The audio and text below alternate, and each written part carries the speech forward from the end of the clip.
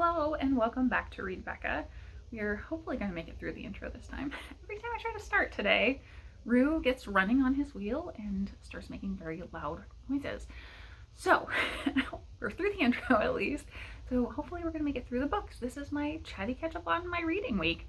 So the things I read first on audio this week, I had Little Brother by Westhoff, and that is the love, tragedy, and my search for the truth. So I think I'm going to do a standalone video talking about this a little bit more, but I thought this was phenomenal. This is the story of Ben himself, having been in school in St. Louis and going into a journalistic career after that.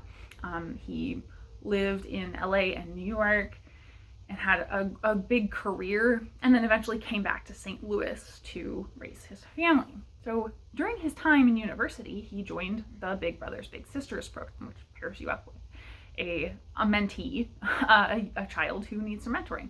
And he was paired up with this boy, Jarrell. And Jarrell became someone who's involved in his life very significantly, and he made this lifelong friendship with this boy.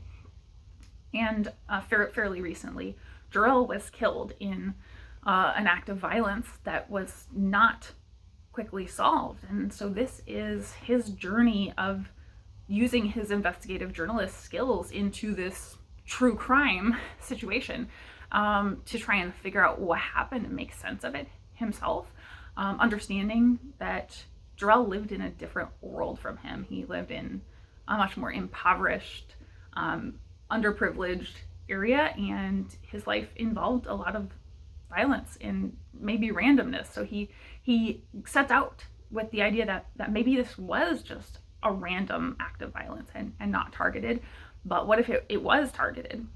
And so he really digs into that. So it has this wonderful balance of a memoir, because it does talk through his journey as a journalist and his reasons and love for the city of St. Louis.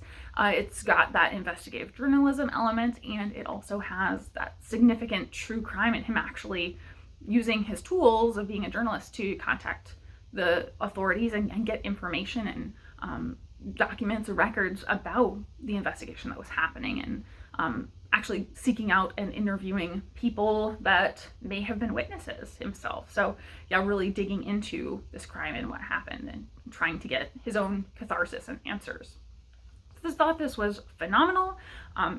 Really did a really great job of providing some depth into the struggle of race and class in the city of St. Louis, or the county of St. Louis, and the challenges that are faced here in St. Louis. So I think he did a really fantastic job with that. Then on ebook, I read something completely different. I read The Clockwork Dungeon by I.H. Laking, and I don't know why, but it seems like everything is looking washed out lately whenever I'm holding things up on my tablet, which is a bummer because that was working, but I'm not going to edit in covers, sorry. I will put them on the thumbnail so you can see them at least. So Clockwork Dungeon is the fourth and final in this novella series. It's kind of in a steampunky, I would say maybe more gear punk or clockwork type of setting, because it's not really fantasy, it's not the real world, it's kind of historical-ish, and the main characters are clearly based off of Sherlock Holmes and Watson, I would say. But the main non-real element is that this world is just full of mechs. I loved the first one specifically because it was based around a pie making mech in a pie shop. That just really reached out to me. This one I enjoyed, but not quite as much. So in this fourth story, they wind up at this manor house formerly owned or formerly of a eccentric elderly person who collected loads of mechs. And naturally, given the title, they wind up in this labyrinthine dungeon under the manor, having to solve their way through rooms to make it through this dungeon, because it's just blockaded by riddles, basically. And mechs, I don't know if you'll be able to see, but this is a mech like attached to a plinth or a column. So they run into those kind of mechs all throughout that are, you know, charging them with questions. So it's really interesting and fun. It's very brief because it's a novella. I would say the writing in this is simple. It's probably all ages appropriate. I don't think it's specifically geared overly childishly toward young readers, but I do think this was, you know, written more with a young audience in mind. So I think it's something that would be accessible to a reader at any age. So overall, I had a great time with this series, and this is certainly open to the point that there could be more in the series. There's still kind of like a big bad lurking out there that you could find out more about. But I have not seen anything about any more books in the series coming for a long time. So I'm going to be bummed if this doesn't continue on, because I would really like to read more from Inspector Ambrose and his partner Percy Portland. So the one kind of detractor that I had gotten out of this was that Percy Portland is very frequently kind of put down because he is overweight. And in previous books that played out a little bit more. In this one, I think it happened maybe once or twice, but much lower key. So I think that was improved on.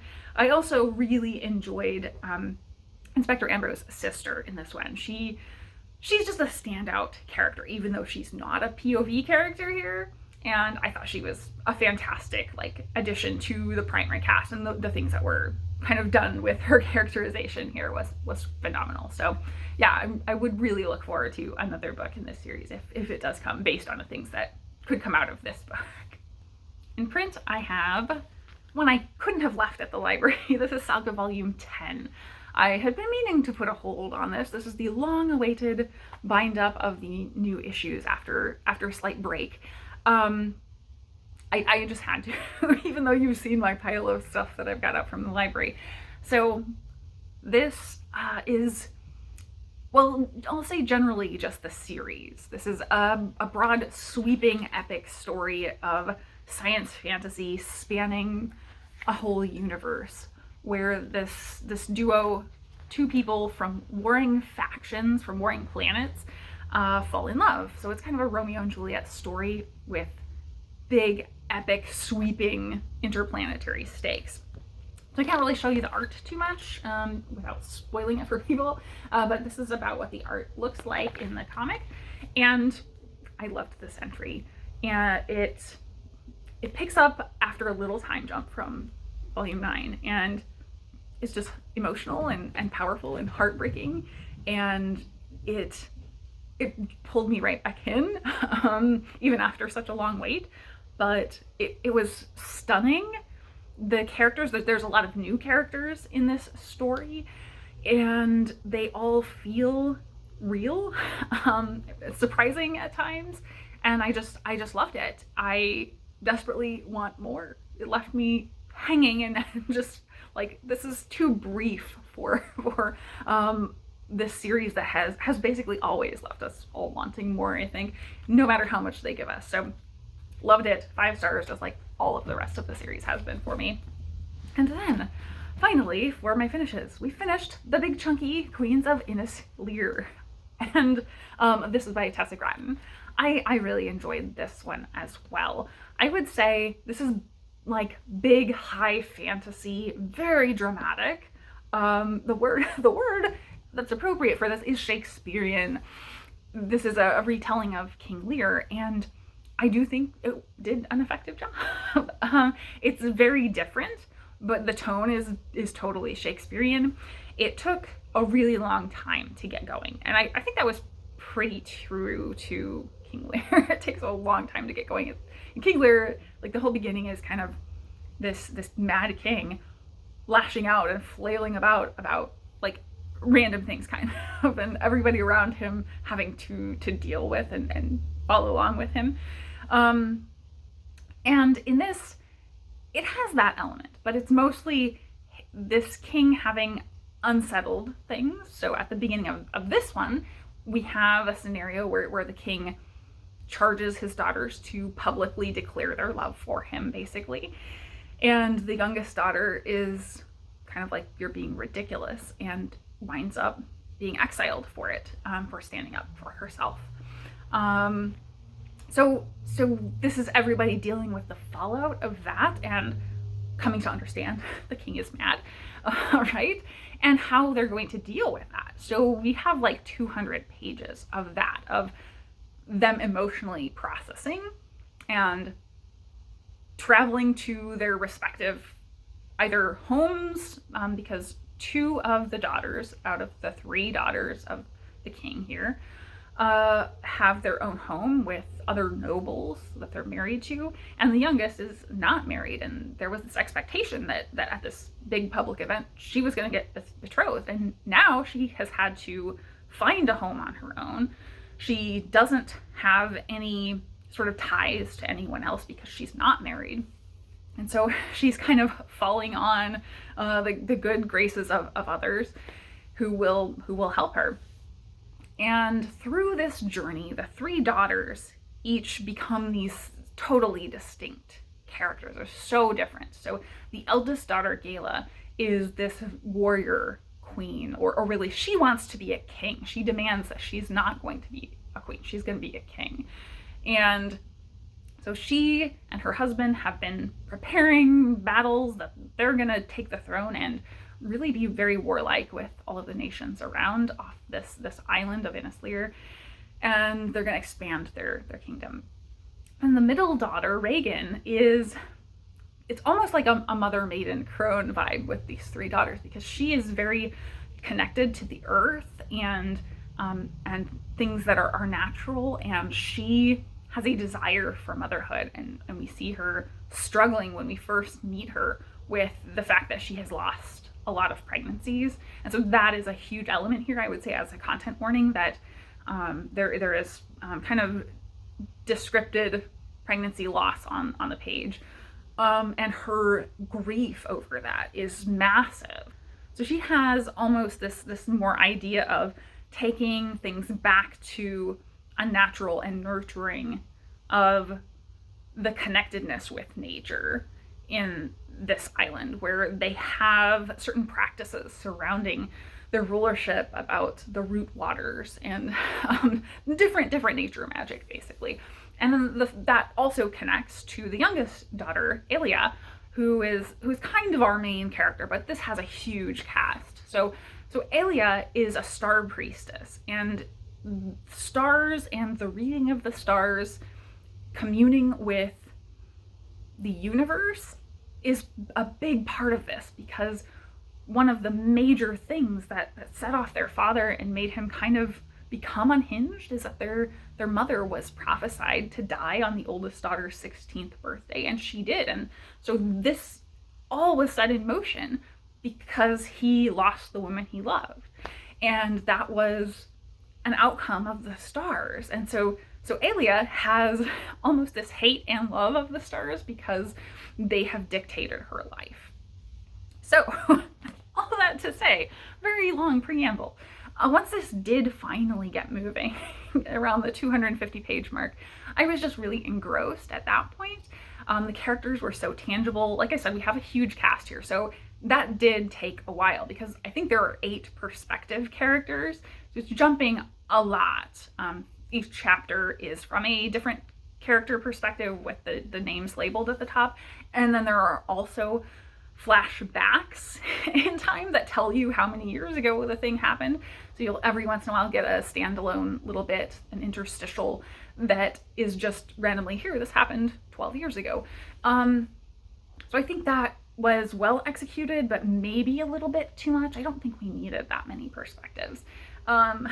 So again, once we finally got going, it began to build into this dramatic tragedy, just layers upon layers of not necessarily backstabbing, but betrayals, minor and major, where people chose self-interest at times, or you found that characters had been working toward their own motives and concealing motives from others that they were meant to be working with. And so it had kind of, Game of Thrones vibes at times, where it's that political machinations really strong in here. But yet it all comes back to this this heart of Alia really caring for the island, and in the end wanting just to have a connectedness with the island. And ultimately, I think this delivered on that character so much, of her being this person who was nurtured by her father in one way. Like, she and her father had this very close relationship previously, and so it wasn't too out of character for him to demand this public declaration of that love that they actually did have. But it was kind of her standing up for herself and saying, no, you're gonna not keep putting me in a box and making me perform for you, basically. And so as she has left and now come back, she has changed a lot and has become this very different person from what her father trained her up to be. And I just loved seeing that character growth and her becoming this very independent, strong person who kind of just had a good head on her shoulders in the end, where previously she was always kind of subservient and really bowed to others. And so she very much finds herself over the course of this book. So I loved it. I do want to read a little bit so you can get a sense, because it has really gorgeous nature writing. One of the things I would somewhat give as a negative of this is that, and it's common for like big, epic, high fantasy stuff, that it's kind of one tone. It's all very serious all of the time. So you don't get really moments of levity, which you would have when people are strained. People are strained or under duress. They do go to like grim humor or sarcasm a lot. And in high fantasy, that often doesn't happen. It's just very serious all the time, right? But here we have that one tone, but the writing is very, very gorgeous. So I think this specific section, like for me, actually feels kind of almost poetic or Shakespearean in terms of lyricality. In a meadow, the man spread his arms, yelling into the darkness that he could not be killed by a mere storm, not without the stars' permission. But the land didn't care. The island stormed. The island knew what this king had done and not done, what he had betrayed. It knew his veins no longer bled root water. He had lost all. He had nothing. No crown, no castle, no daughters, no wife. The stars had abandoned him, even his most favorite star. He was nothing. The island was all. Roots, rocks, trees, vicious sky, and clouds and rain, the fire of lightning between him and his beloved stars, slicing them apart. Nothing can come from nothing. The fools there, holding his elbows, wept and promised they would see him safe, but the old man knew what the island knew. This was an ending night. Thrusting free of them, the once king ran on, flying, it seemed, over mossy wet earth, between trees that creaked and dripped, that bent in the rain. He did not breathe air but fire, choking on it, covered in water and mud. Lear, screamed the storm. Where is your crown? The poison crown. Lear. The storm drove him, with rain and wailing wind, with flashes of light, exactly where it wanted him. The massive black cathedral, ruined and reclaimed by the forest, the heart of Innis Lear. So you can see that it's very dramatic. So I really like that. I thought it was just beautifully written. Yeah, I really enjoyed this. I'm very glad I read it and got this chunker off my TBR because it has been lingering there for a couple years. So yeah, very much enjoyed that one. So that is what I finished this week and what I am working on. We've got The Uninhabitable Earth by David Wallace Wells for my nonfiction picks. And we've got The House of Shattered Wings by Aliette de Bodard. Both of these I'm good progress through. I think over halfway in both. So these are my two focuses for the weekend. I do really want to finish these. If not this weekend, this week I need to, because then I will be jumping into my November reading. And I also have two chunkers to start this weekend. I've got Shorefall, which I showed you guys that I picked up. This is my next tome to read. And the next one from my nonfiction November is John Shelby Spong's Biblical Literalism, a Gentile Heresy. And on audio, I did pick up A Snake Falls to Earth by Darcie Little Badger. That was the big library read, which is like, It's on Libby. You can get kind of unlimited, no holds copies of the book that is the monthly big library read. And so I'm assuming they did that for the Indigenous Heritage Month. But I grabbed that on audio and have been listening to it, really enjoying it so far. So I think that's it. Oh, right. I am still also listening to Three Musketeers. So my audiobook on Libby I'm using when I'm in the car, or like if I need something to walk with. And on the one on Three Musketeers I'm doing if I have access to my tablet. So we've got a mix going. So that's it for my books, I think. In terms of my week, it was a pretty quiet, like nothing week, mainly just because I was catching up all week from being off the previous week. Both work time and free time was spent in a lot of catch up. And then the election, obviously, wound up being a little bit of a time sink. I think I spent less time this year than previous years, but it still meant a lot of doom scrolling and refreshing pages. I'm sure everyone knows what I'm talking about. Lots of watching news that I usually don't look at all. So that was not a great use of my time, I don't think. I did watch The Starling, which is a movie, like just a drama on Netflix, I think.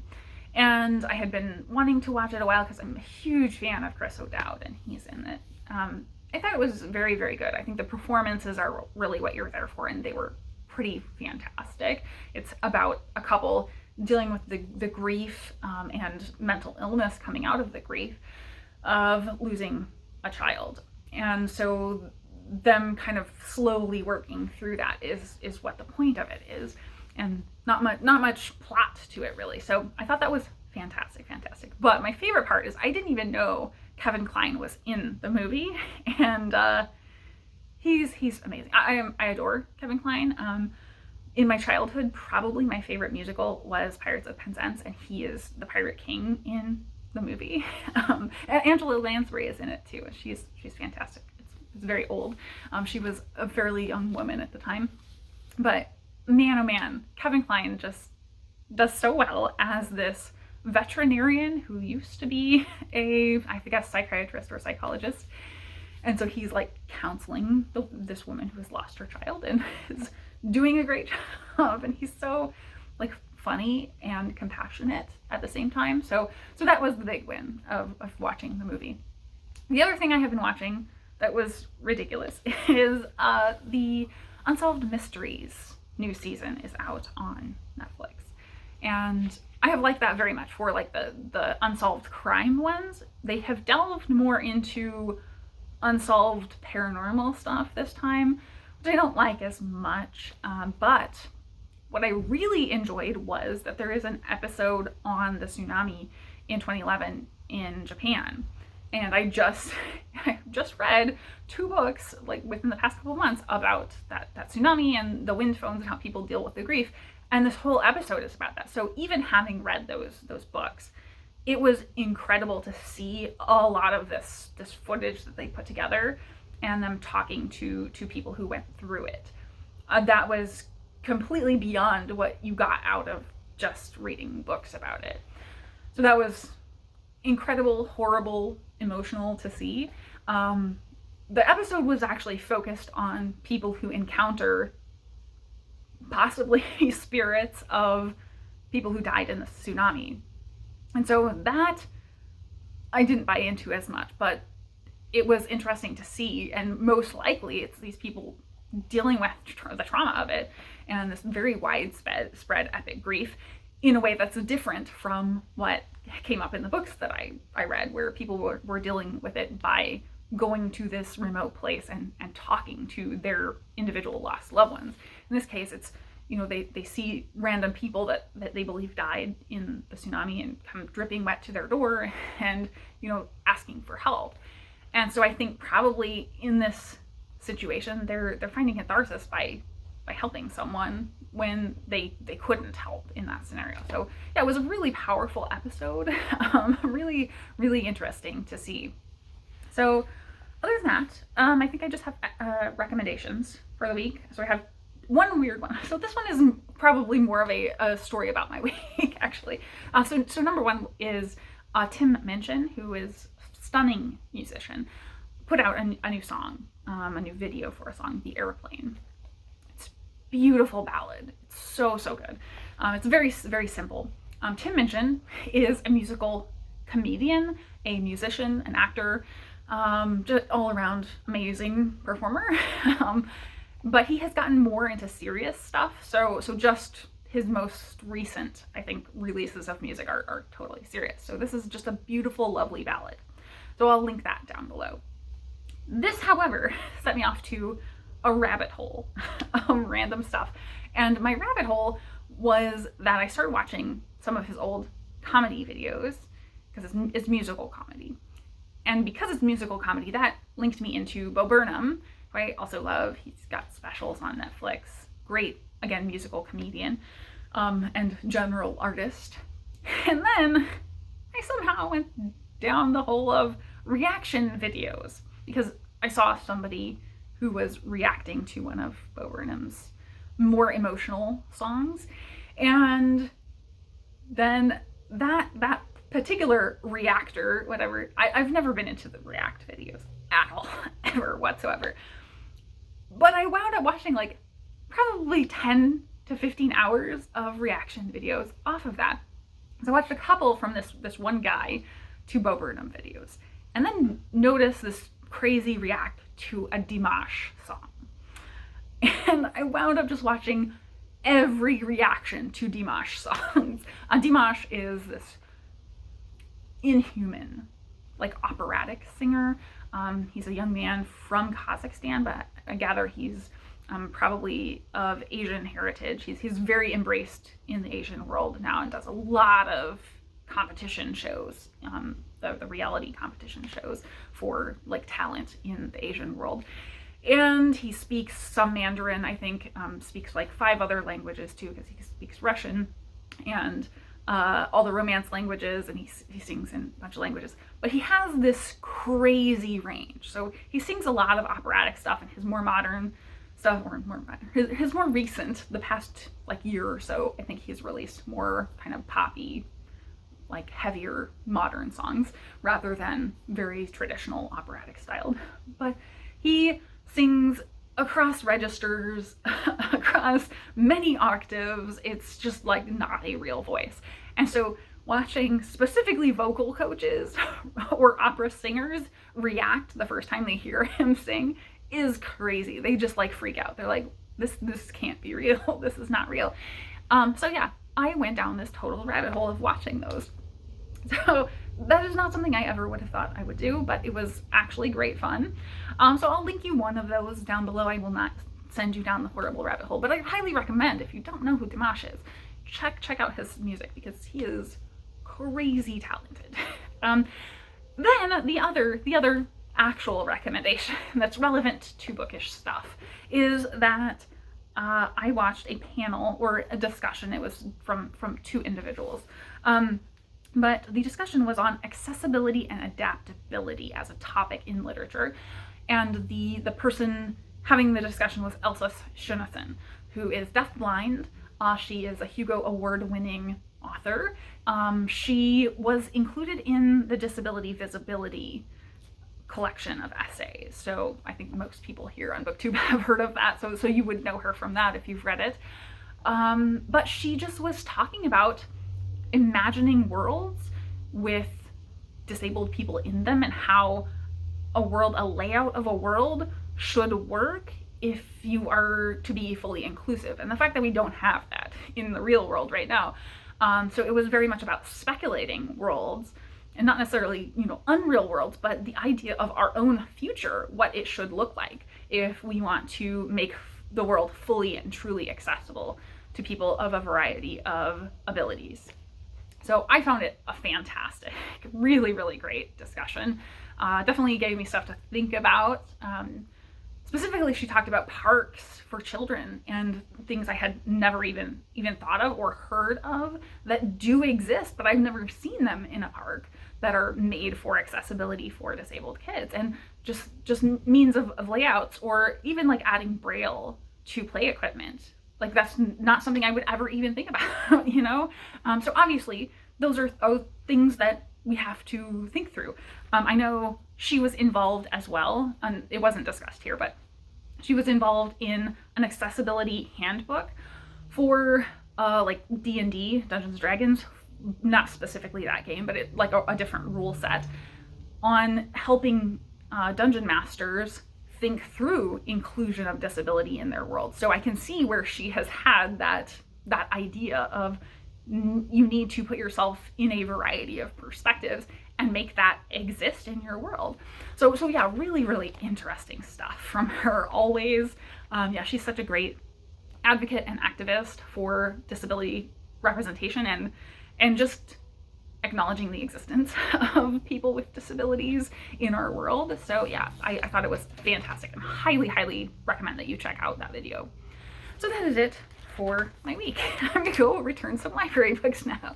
Thank you so very much for watching.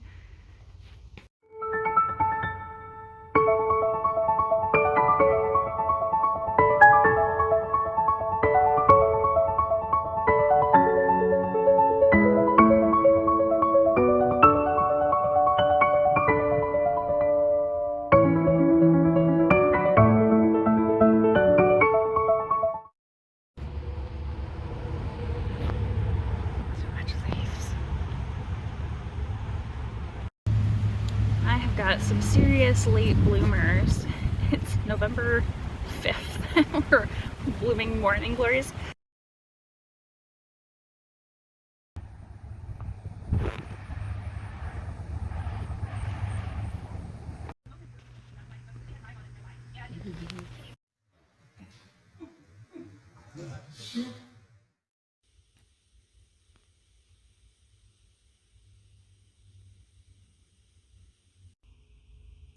They're helping with my book pile for November. Are you guys gonna knock my book pile?